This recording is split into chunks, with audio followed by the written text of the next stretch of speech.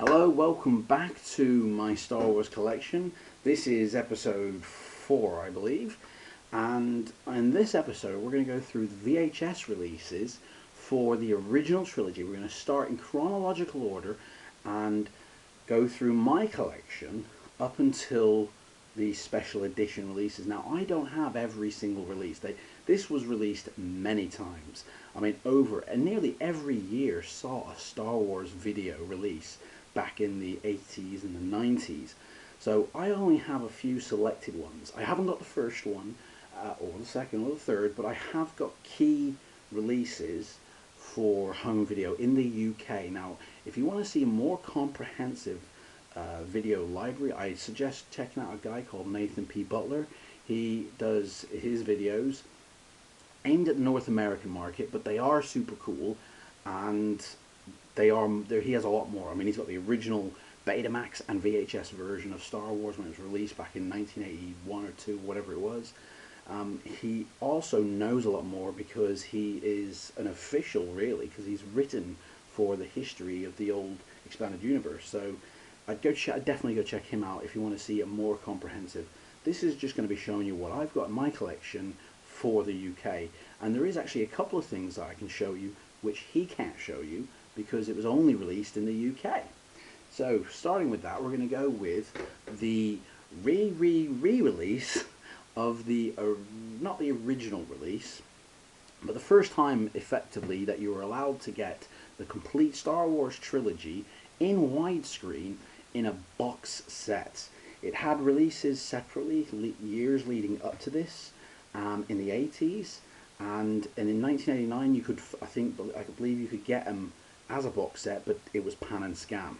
Then in 1992 they re-released that version but in widescreen, and then in 1994, which is what this set comes from, they re-released them in the box set widescreen. So that's the end there. So you've got the 3 films with their original fonting before it turned all special edition and, you know, prequelized, and it's in widescreen. Now the interesting thing about this release is that the box actually says 1992, but all the tapes inside say 1994, but the tapes on the outside say 1992.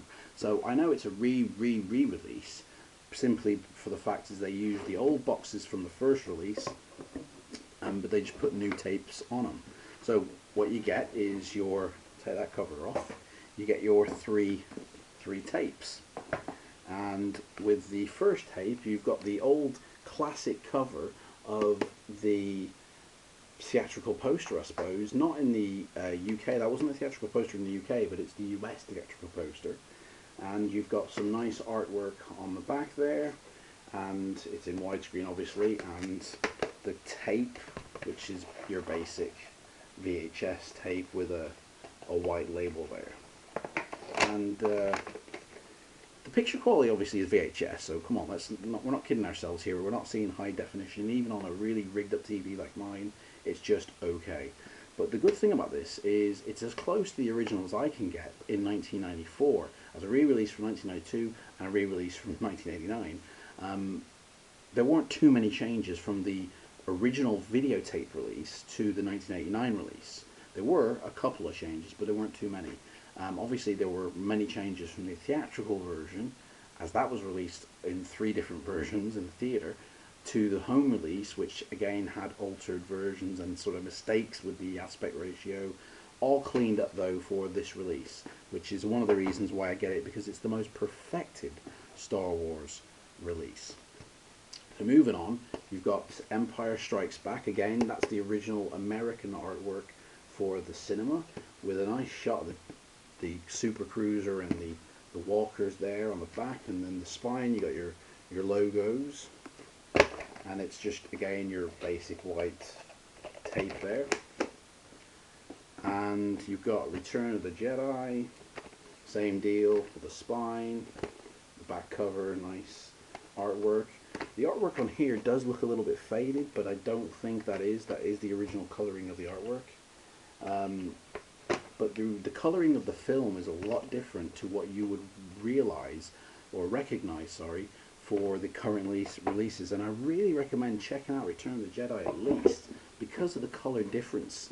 It might seem faded at first, but it's actually more green than it is anything else.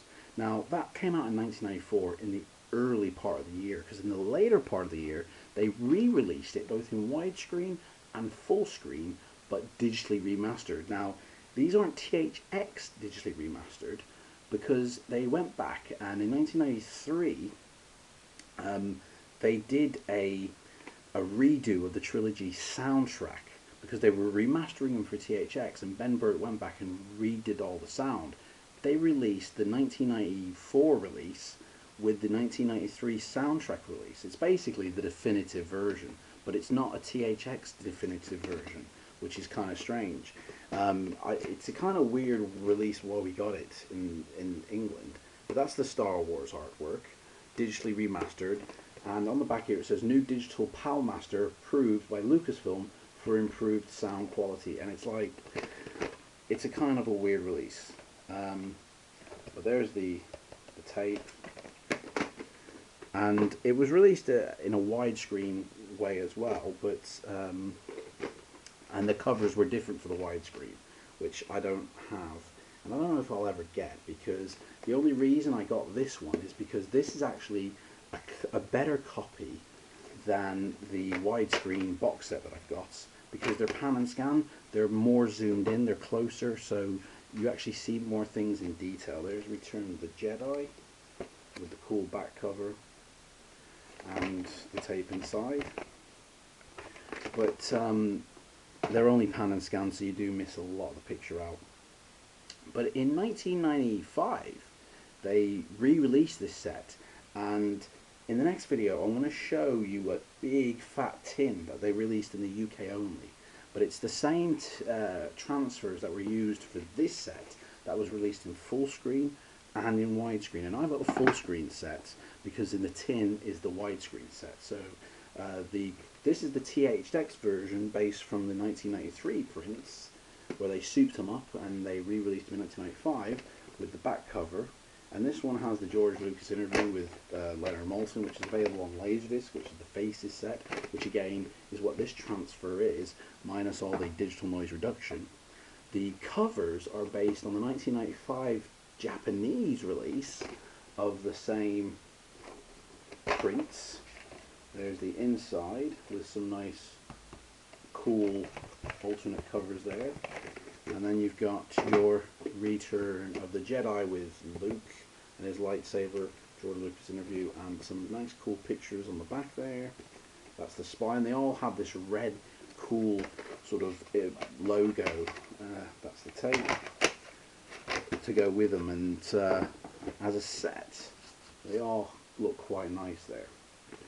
So that's them. That's the 3 sets on VHS I have of the original trilogy, and I'm going to use a separate video for this bad boy, which I'm previewing here, which Nathan P. Butler sadly did not go through. I don't know if he has got it or not, but this is a super set, the Super Class Executor.